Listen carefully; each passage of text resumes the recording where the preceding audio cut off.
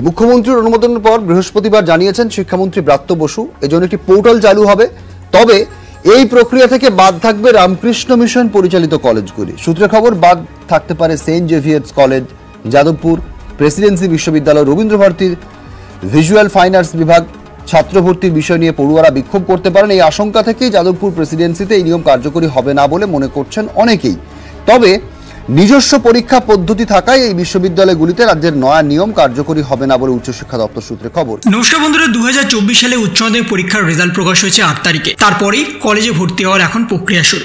কিন্তু কলেজে ভর্তি হওয়ার ক্ষেত্রে বেশ কিছু নতুন নিয়ম এনেছে ইউজিসির তরফ থেকে বা নতুন শিক্ষানীতির তরফ থেকে। সেই শিক্ষানীতি অনুযায়ী নতুন কিছু পদ্ধতির অবলম্বন করা হয়েছে এবং সেই পদ্ধতি অনুযায়ী কলেজে ভর্তি হতে হবে। কিন্তু কলেজে ভর্তি হওয়ার ক্ষেত্রে 3 বছরের কোর্স নাকি 4 বছরের কোর্স, এই বিষয়টা আগে আমাদের জানতে হবে। কারণ কলেজে ভর্তি হতে গেলে আমরা পাস নিয়ে পড়বো নাকি অনার্স নিয়ে পড়বো সেই বিষয়টা যেমন আমাদের থাকে, তার সাথে 3 বছরের কোর্স চালু করছে নাকি 4 বছরের কোর্স চালু করছে সেই বিষয়টা আমাদের জানা দরকার। যদি উচ্চ মাধ্যমিকের পরে তোমরা পাস নিয়ে পড়তে চাও তাহলে তোমাদের জন্য 3 বছরের কোর্স। কিন্তু যদি তোমরা উচ্চ মাধ্যমিকের পরে অনার্স কোনো সাবজেক্ট নিয়ে পড়তে চাও, সেটা বাংলা, ইংরাজি, বিএ, বিকম, বিএসসি যাই পড়ো না কেন তোমরা, সেক্ষেত্রে তোমাদের কিন্তু 4 বছরের কোর্স হবে। দুটোর মধ্যে ডিফারেন্স হচ্ছে পাস এবং অনার্স। অনার্স নিলে তোমাদের 4 বছরের কোর্স এবং যদি তোমরা পাস নিয়ে পড়ো তাহলে তোমাদের 3 বছরের কোর্স। এবার আসছি কিভাবে তাহলে তোমরা অনলাইনে নিজেদের নাম নথিভুক্ত করবে। কেন্দ্রীয় পোর্টাল কবে থেকে চালু হবে সেই বিষয়ে বিস্তারিতভাবে জানানো হয়েছে। কিন্তু তার আগে শিক্ষামন্ত্রী ব্রাত্য বসু কি বলেছেন একবার সেই বিষয়টা আমরা জেনে নিই। অনলাইন যাতে আমরা এই বছরটা করতে পারি, আজকে আমাদের সঙ্গে দপ্তরের সঙ্গে রাজ্যের সমস্ত বিশ্ববিদ্যালয়ে আমরা আজকে একটা বৈঠক করলাম। বিশ্ববিদ্যালয়ের উপাচার্যরা সেই বিষয়ে তাদের তথ্য জানিয়েছেন।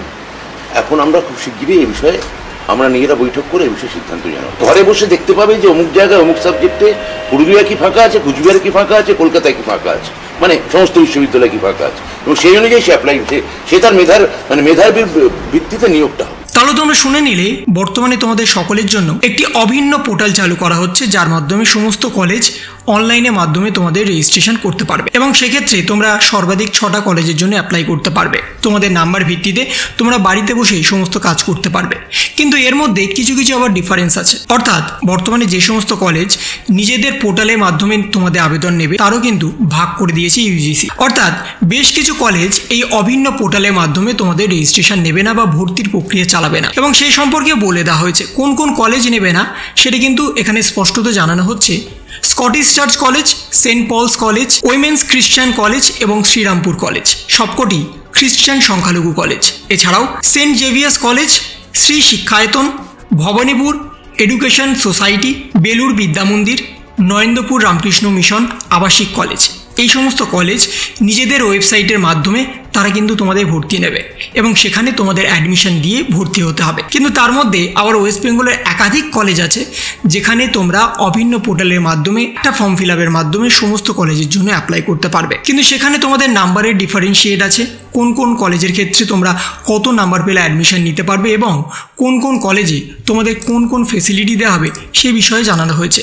যদি আমরা ধরে নিই সুরেন্দ্রনাথ কলেজ, সেখানে তোমাদের কি কি ফেসিলিটি দেওয়া হবে এবং যদি তোমরা অনার্স নাও বিএর ক্ষেত্রে সেখানে তোমাদের অপশনাল পেপার কোন কোন সাবজেক্ট থাকবে, সেটা ইংলিশের ক্ষেত্রে বলো, বাংলার ক্ষেত্রে বলো, হিস্ট্রি, পলিটিক্যাল সায়েন্স, এবং সেখানে স্পষ্টত বলা হচ্ছে বিএর ক্ষেত্রে ইংলিশ নিলে তোমাদের 2টো সাবজেক্ট থাকতে হবে। সেটা হচ্ছে জেনারেল 1 হচ্ছে হিস্ট্রি এবং জেনারেল 2 হচ্ছে পলিটিক্যাল সায়েন্স, অথবা হিস্ট্রি এবং জার্নালিজম অথবা মাস কমিউনিকেশন। যদি তোমরা বাংলা নাও তাহলে হিস্ট্রি অথবা সোশিওলজি এবং তার সাথে পলিটিক্যাল সায়েন্স অথবা সোশিওলজি। তার সাথে কোড নাম্বার 4 বাংলার ক্ষেত্রে সংস্কৃত অথবা পলিটিক্যাল সায়েন্স, এবং তার সাথে পলিটিক্যাল সায়েন্স নিলে হিস্ট্রি এবং ফিলোসফি, পলিটিক্যাল সায়েন্স নিলে হিস্ট্রি এবং ইকোনমিক্স, হিস্ট্রি নিলে পলিটিক্যাল সায়েন্স ফিলোসফি, হিস্ট্রি নিলে পলিটিক্যাল সায়েন্স ফিলোসফি অথবা তোমাদের ইকোনমিক্স, আবার ফিলোসফি নিলে হিস্ট্রি সংস্কৃত অথবা পলিটিক্যাল সায়েন্স। এমনইভাবে প্রতিটার ক্ষেত্রে কিন্তু আলাদা আলাদা কোড এবং আলাদা আলাদা